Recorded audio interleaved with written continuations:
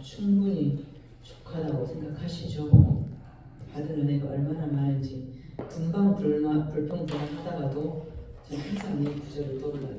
받은 것이 얼마나 많은데, 받은 은혜가 얼마나 큰데 자꾸 없는 것을 주어서야 하는구나. 받은 것을 먼저 세워보면 우리 찬송가 받을 복을 세어보아라. 그 신 복을 네가 알리라. 받은 복을 세다 보면 얼마나 받은 복이 많은지를 알게 됩니다. 우리에 대한 설계 도면이 하나님께 있습니다. 우리는 하나님의 형상을 갖고 있고 하나님의 설계도로 만들어졌어요.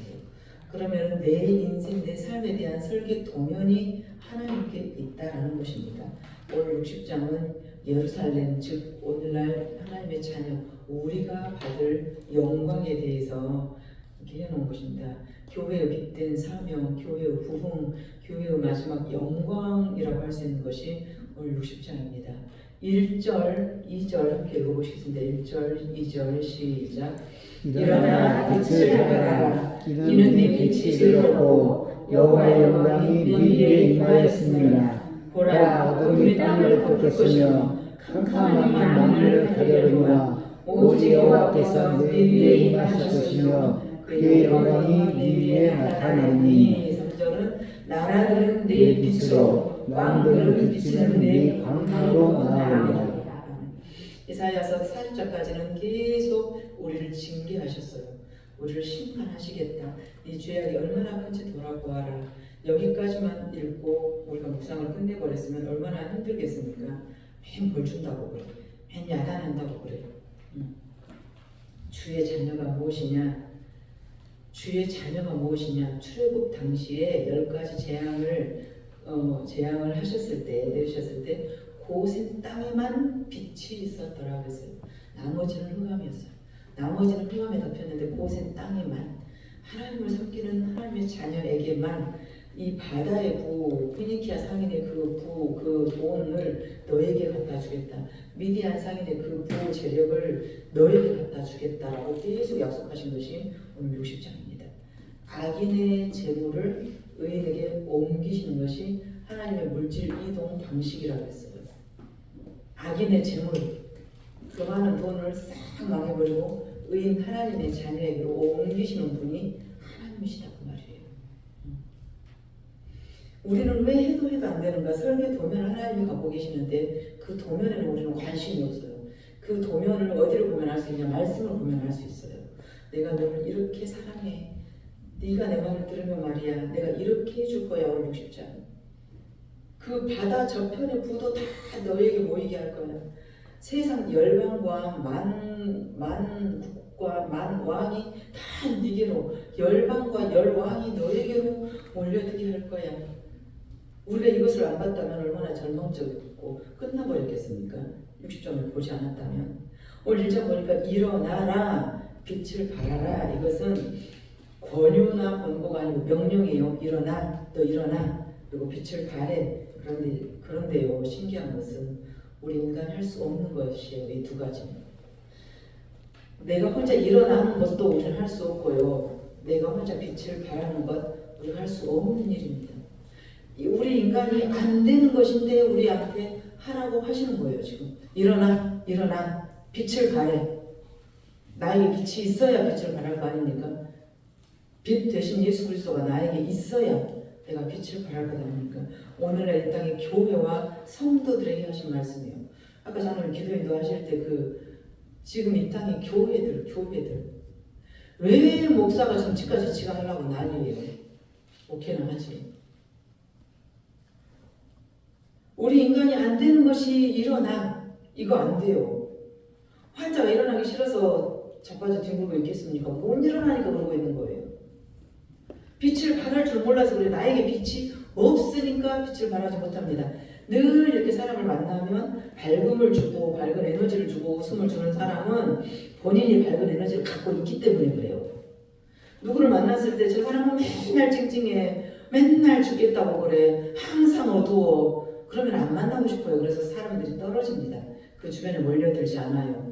빛으로 사람들이 몰려온다라고 오늘 60장에 말씀하시기 때문에 그래서 밝은 에너지를 웃음을 많이 갖고 있는 사람, 밝은 대화를 나눌 수 있는 사람, 만나면 왠지 내가 기분이 좋아지는 사람, 힘을 얻을 수 있는 사람, 그 사람에게 붙지 누가 그렇게 어둡고 흑암에 붙고 싶겠습니까? 누가 빛을 발하고 싶지 않겠어요? 나에게 빛이 있어야 그 빛을 발한다는 것입니다.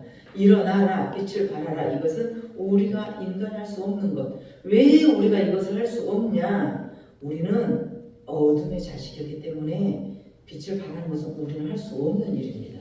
우리가 원래 어둠 그 자체였기 때문에 발할 빛도 없고 일어날 힘도 없어요. 우리는.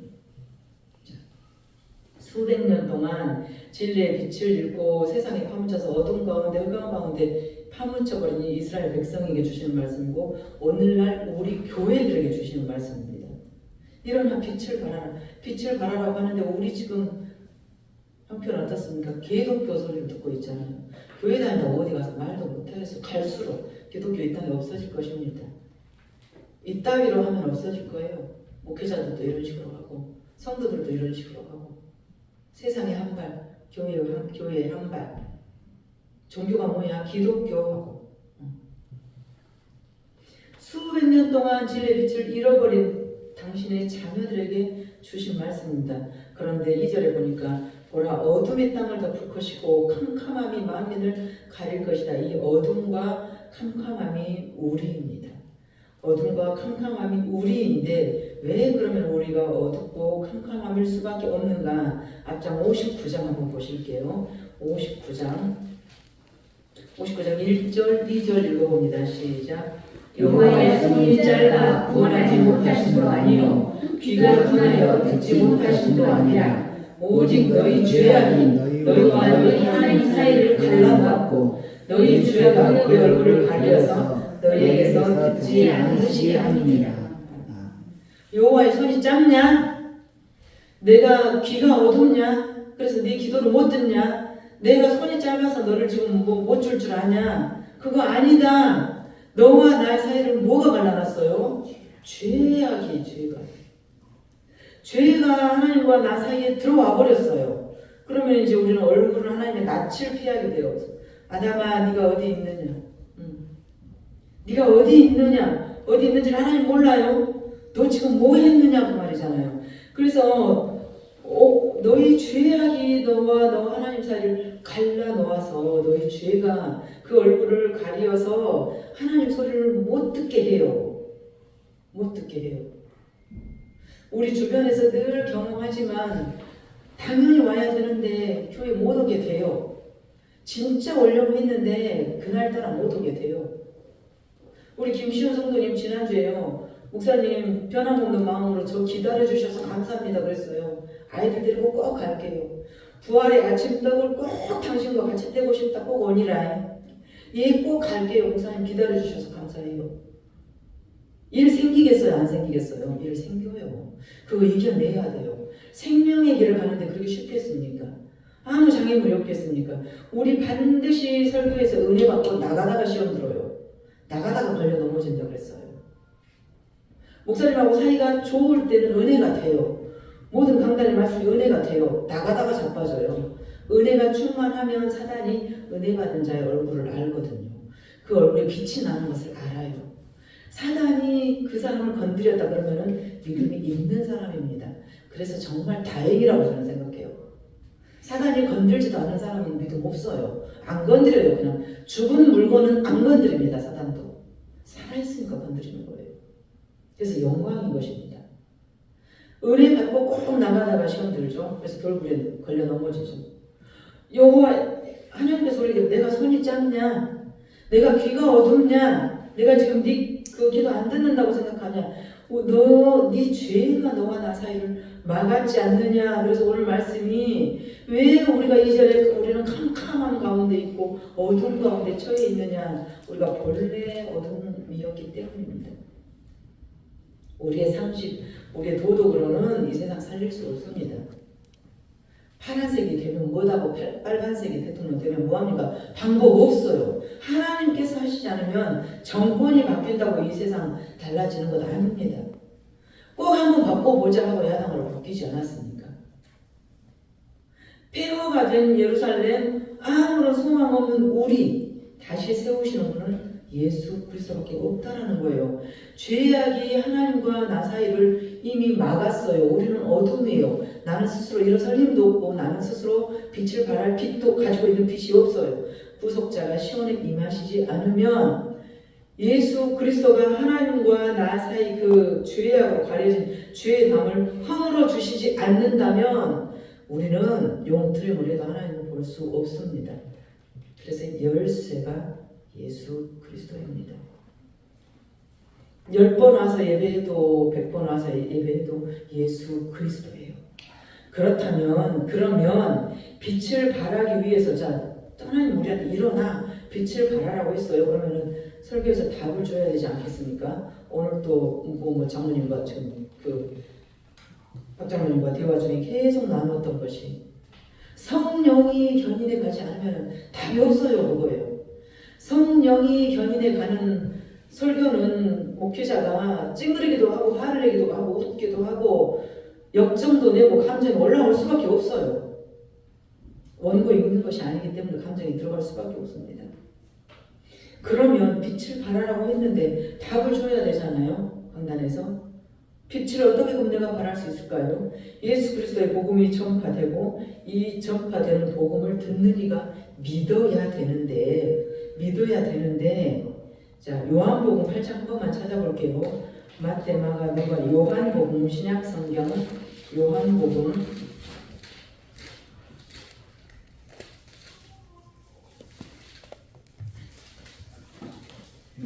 우리가 일어나고 빛을 발해야 되는데 그러면 답이 무엇입니까? 자, 요한복음 8장 12절 함께 읽습니다. 시작. 예수께서 또 말씀하여 이르시되 나는 세상의 빛이니 나를 따르는 자는 어둠에 다니지 아니하고 생명의 빛을 얻으리라. 아멘. 삼성 이건희 손녀딸이 광주 우리한테 와가지고 한 푼만 주세요, 10,000원만 꿔주세요 하고 다니는 것을 우리의 모습이라고 하나님 말씀하세요. 만유의 주제자이시고 만물의 창조자이신 하나님이 내 아빠 아버지인데 그 아빠 아버지 능력을 안 믿어지니까 내 힘으로 살려고 발악을 하고 용트림을 하고 어둠 가운데 다니고 있다는 것입니다. 나는 세상의 빛이니 나를 따르는 자는 어두움에 다니지 아니하고 라고 했는데 왜 우리는 오늘도 어두움 가운데 처하다가 왔느냐는 것입니다. 왜 오늘도 얼굴이 찡그려지느냐는 것입니다. 빛이 내 안에 있다면 본질이 아닌 것은 다 버리십시오. 본질이 아닌 것은 그냥 다 버리세요. 마르다 언니가 있었고 마리아 동생이 있었어요. 예수님이 우리 동네 왔는데 하필 가난한 우리 집으로 또 온다네. 동네 사람들 우리 집으로 또 다 불러놓고 우리 집에서 또 예수님이 오늘 설교를 한다네요. 언니 마르다는 마음이 분주해 죽겠어요. 마당도 쓸어야 되고 물도 길러야 되고 밥도 해야 되고 손님 맞을 준비를 해야 되고 바빠 죽겠는데 마리아 동생이 가시나는 가만히 앉아 있어요. 예수님 코 밑에서 환장하고 불이 나요 안 나요? 야 이놈 가시나요 하고 욕이 나와요 안 나와요? 근데 마리아는 턱받치고 예수님만 보고 있어요. 제가 가장 좋아하는 성경 구절 중에 하나가 따라서 한번 해보시고요. 이 좋은 편을 택하였으니 마리아가 그 좋은 편을 택한 것입니다. 언니 혼자 물 기르고 청소하고 마당 쓸고 난리 구슬하고 욕을 해도 예수님 턱 밑에서 턱받치고 앉아있는 이 마리아에게 예수님이 하신 말씀이 이 좋은 편을 택하였으니 네가 복되다고 하시는 거예요. 교회 이 일이 중요한 것이 아니고 본질에서 벗어나고 본질이 뭐예요? 사랑이에요. 이거 벗어난 것은 아무 소용이 없다니까요. 반찬이 10가지 것을 예수님 기뻐한 것이 아니라 그냥 컵라면 먹으면서 웃는 것을 기뻐하신다고. 일 많이 한 마르다를 기뻐한 것이 아니라 가만히 그 쇳가고 앉아있는 마리아를 이 좋은 편을 택했다고 칭찬하셨다고. 본질 벗어난 거 신경 쓰지 마세요. 우리 소망은 교회에서 선포되는 진리의 말씀이 있어야 됩니다. 교회 강단에서 선포되는 진리의 말씀만이 우리의 소망이에요. 그 말씀을 듣는 자가 고장난 부분이 치료가 됩니다. 내가 마음이 고장났어. 내가 몸이 고장났어. 내가 정신이 지금 고장이 나버렸어. 물론 보조적인 치료도 해야 되고 약도 먹어야 되지만 내 설계 도면을 갖고 계신 하나님께 물어봐야 돼요. 내가 아무데나 콘크리트 치고 아무데나 지붕 올린 것이 아니라 내 설계 도면을 여기서 답을 찾으셔야 된다니까요.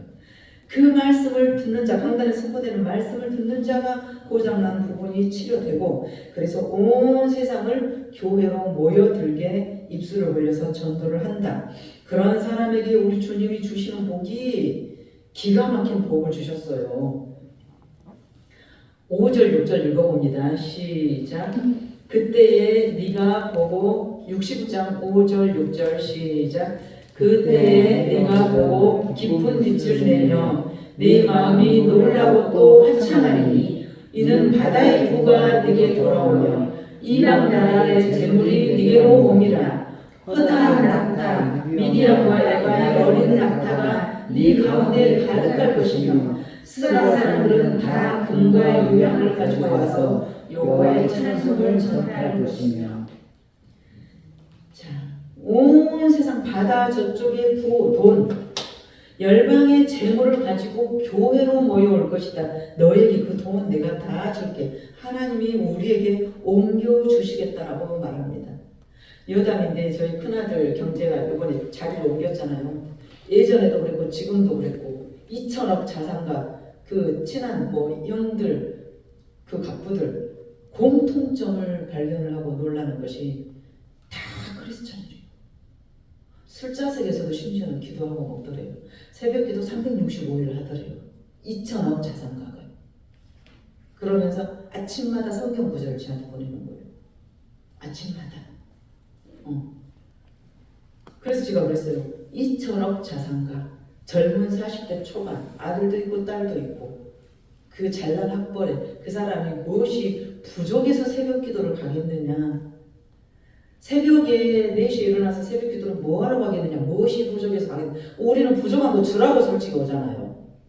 자식 때문에 오고 건강 때문에 오고 돈 때문에 오고 우리 솔직히 그러지 않습니까?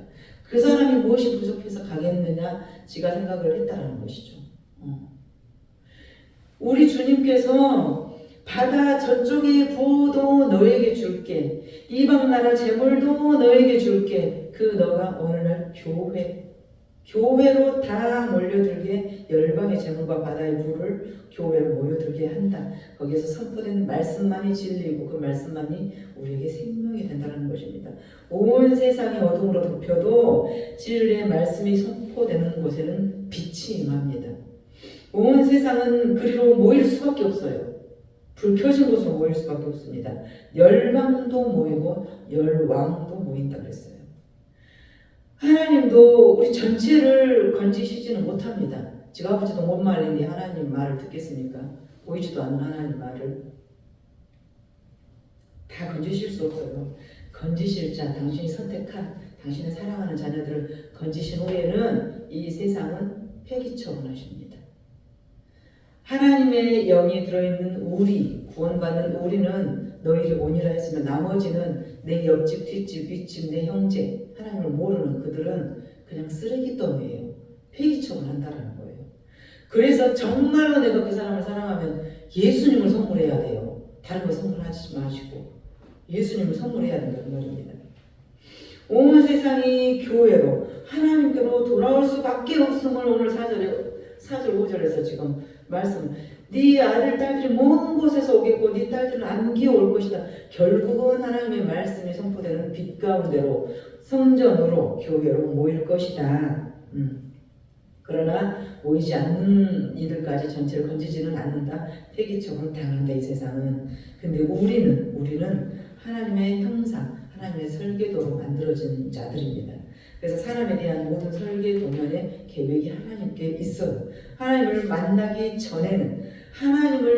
전에는 별 짓을 우리가 다 해도 나 자신을 존귀히 회복하는 그런 방법이 없어요. 우리는 하나님의 형상을 회복하기 전에는 우리의 존귀함을 회복할 수 있는 내 명예를 회복할 수 있는 방법은 없습니다.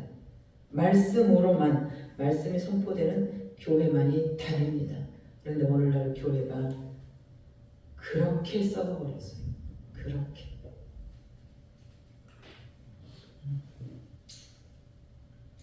진리를 들으면 반응을 해야 됩니다. 이제 진리를 들으면 반응을 해야겠죠. 우리가 결단을 하고 설교가 맞춰져야 되지 않습니까? 네가 빛이 되어라. 네가 일어나라. 내가 뭐 어떻게 빛을 가려? 예수님을 소유해라. 예수님이 빛이니까 예수님을 소유한 자는 어둠 가운데 다니지 않는단다. 여기까지 정리가 됐어요. 자, 그러면 내가 어떤 결단, 반응을 해야 되지 않겠습니까? 내가 내 자신의 가치를 찾을 수 있는 방법을 찾았어요. 찾았으면 거기에 내 열정이 들여지게 된다는 것입니다. 내 삶이 거기에 들여지게 돼요. 그것이 오늘 6절, 7절입니다. 오늘 7절 읽어보시겠습니다. 7절 시작. 깨달에 대한 우리는 다 네게로 모일 것이고 너와 요새 순양은 너에게 공급되고 내 재단에 올라 기꺼이 받음이 되리니 내가 내 영광의 집을 영광롭게 하리라. 하나님을 만난 사람의 가장 큰 고민은 이제 무엇을 위해 살아가지 하고 고민이 변하게 됩니다. 지금까지 6절, 7절 이들은 아무 지금 변화가 하나님도 관심이 없었어요. 지금까지는. 그러니까 지금까지 내가 살아가면서 하나님께 가장 먼저 드리고 싶고 우리 좋은 것 있으면은 가장 사랑하는 사람에게 말하고 싶고 먹이고 싶고 보여주고 싶고 그러지 않습니까? 근데 그 우선순위를 넘어서서 하나님께 먼저 감사하고 싶고 하나님께 먼저 의논하고 싶고 자 이렇게 고민이 바뀌었다는 거예요. 그러나 이전에 이들은 이렇지 않았다는 것입니다. 그런데 이들이 어떻게 변해버렸냐? 하나님께 낙타를 바치고 양을 바치고 순양을 바치고 여호와의 찬송을 다른 사람에게 가르치고 복음을 전파하게 되고 하나님을 만나버리면 가장 소중한 것을 만나버리면 다른 거 다 놔버려요. 천국은 마치 밭에 감추인 무와 같아서 땅 팔고 집 팔고 냉장고 팔고 다 인생을 팔아서 그 밭을 소유한다. 그 밭을 산다. 그 하나님을 소유한다는 거예요. 내 이 땅의 모든 것 다 투자하고 헌신해서라도 그 하나님을 사겠다는 것입니다. 옛날처럼 헛되이 살 수는 없다는 거예요. 왜? 진리가 내 안에 들어와 버렸으니까. 빛이 내 안에 비춰버렸으니까. 내가 옛날처럼 바퀴벌레는 어두운 데를 좋아해요. 원래 어두운 존재의 아들이고 딸이었던 나는 어두운 것을 좋아해요. 바퀴벌레처럼. 그러나 내가 이제 빛의 자녀가 되었어요. 그러면 빛 가운데로 오게 됩니다. 그리고 그 빛의 자녀답게 이제 어떻게 내가 살 수가 있을까? 옛날처럼 나이트클럽 다니고 막 그렇게 살 수는 없어. 시공창의 생쥐처럼 옛날처럼 그렇게 살 수는 없어. 내가 이렇게 살아서는 안 될 것 같아라는 양심의 찔림이 이제 오기 시작해요. 그러면 나는 어떻게 살면 좋을까? 내가 이제는 다르게 살아야 될 것 같아 라고 이제 고민이 시작되죠. 하나님께서 복과 저주를 네 앞에 놓은 내가 두었으니 네가 선택해라. 그러면 내가 너를 이렇게 만들어 주겠다가 마지막 10절 11절 읽고 마치겠습니다. 시작. 내가 너를 nom하여 너를 쳤으나 이제는 나의 은혜로 너를 불쌍히 여겼은즉 이방인들이 네 성벽을 쌓을 것이요 그들의 왕들이 너를 섬길 것이며 네 성문이 항상 열려 주야로 닫히지 아니하리니 이는 사람들이 네게로 이방 나라를 재물을 가져오며 그들의 왕들을 포로로 이끌어옵니다. 대그룹 총수들은 자기가 하루 8시간 노동 일을 합니까 안 합니까? 하지 않습니다. 저절로 굴러가게 이제 구조적으로 그렇게 되어버렸어요. 구도가.